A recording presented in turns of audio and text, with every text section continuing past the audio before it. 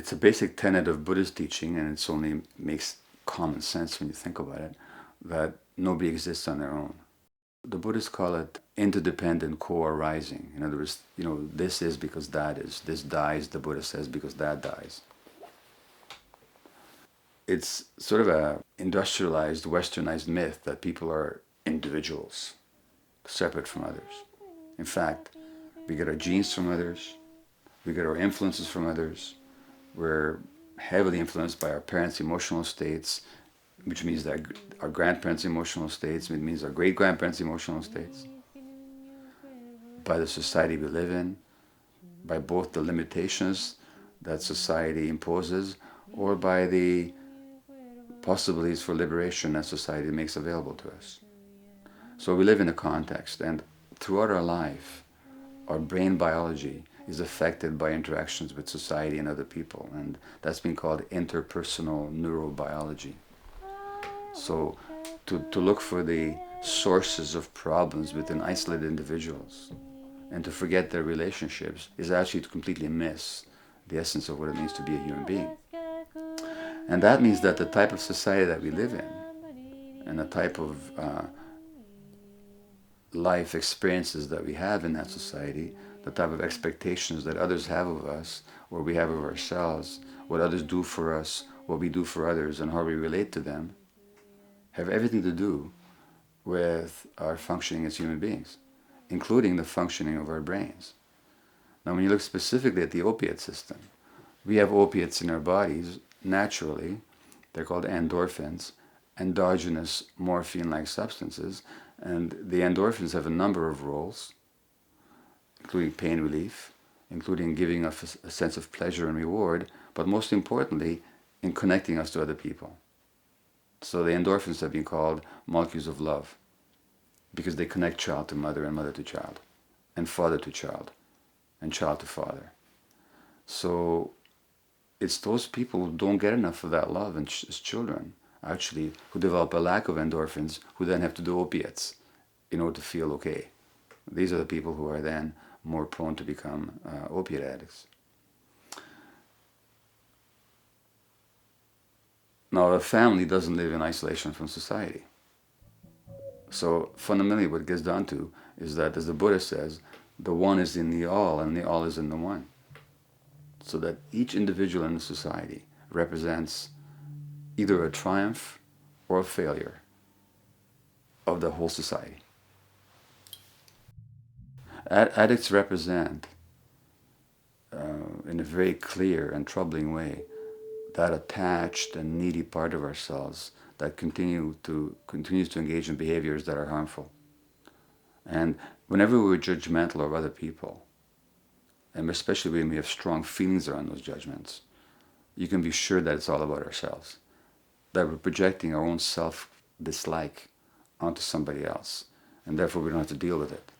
We're just trying to shove those people aside so we don't have to look at ourselves. All the great spiritual teachers tell you not to judge, or at least to examine your own judgments. Jesus says at some point that in the Gospel of Matthew that any judgment you make of other people is fundamentally about yourself. Universally, what is at issue is a breach of what in Spanish is called confianza, which I think is a great word, and it indicates a relationship of trust, of mutuality, of generosity.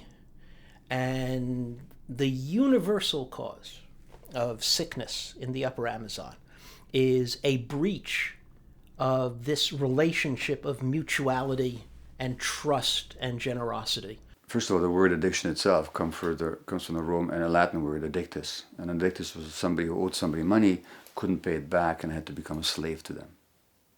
So addiction always implies slavery. Now, there are many addictions to our society. I define an addiction not as something substance-related specifically, but as any behavior that one craves, one finds some relief in, and yet it has negative consequences in the long term, but we continue or relapse into them despite those negative consequences. That, of course, includes drugs, but also includes shopping, sexaholism, addiction to power, addiction to wealth, addiction to violence, addiction to external relationships, addiction to work, anything that we try and use to fill the internal void can become addictive. Now, no less an authority than the former President George W. Bush said that America is addicted to oil. He's totally right. The addiction in this case doesn't mean the legitimate use of the product. It means the attachment to behaviors and products that actually are destroying the environment. I mean, there's the negative consequences, clearly as you can see it. So in that sense, I think that is the kind of the central right relationship. It's odd even to ask the question, because you know what the right relationship is. You know how you are supposed to be relating to people. You know the social demands on you for being generous with what you have, for maintaining trust, for providing nurturance and support for your friends. I don't think that's anything you have to study. How can you compare the emission of toxic substances into the atmosphere with the drugs that a person injects into themselves? Which is the greater harm? Which is going to kill more people? Which is going to cause more disease? Which is causing more disease already? And how is that different? And why are we doing it? Because we're addicted to the car culture. If you look at the case of the recent oil spill in the Gulf of Mexico, the company BP, British Petroleum, whose rig exploded and caused the oil to pollute and kill so much sea life and cause so much damage, those people had warnings. They had plenty of warning before it happened that there's something wrong with our oil rig. Repeatedly and documentedly so. Why didn't those executives do something? Because they're addicted to the profit. They were too attached to the profit. That was more important than human life. That was more important than the environment. That was more important than their own consciences. Well, that's an addiction. Cigarette smoking kills directly 5.5 million people in a year around the world. Now, that means that as many people die annually of legally marketed, manufactured, and advertised products as did in the entire Nazi genocide of Jews in Eastern Europe during the Second World War. And that happens annually. So every year we have a Holocaust. And people are profiting off it. And they know that they're killing people, but they're still profiting off it. Why? Not because they're evil, but because they're addicted to the wealth that they're going to gain from that tobacco. Our society is focused on the relatively few drug addicts. And our judgment of them is a complete displacement of what the society is doing in general to people and to the world. There are two components to what you need to do to maintain right relationship in any culture. And the first is that you have to be able to speak honestly from your heart to the other person. And the other is you have to listen devoutly with your heart to what the other person is telling you.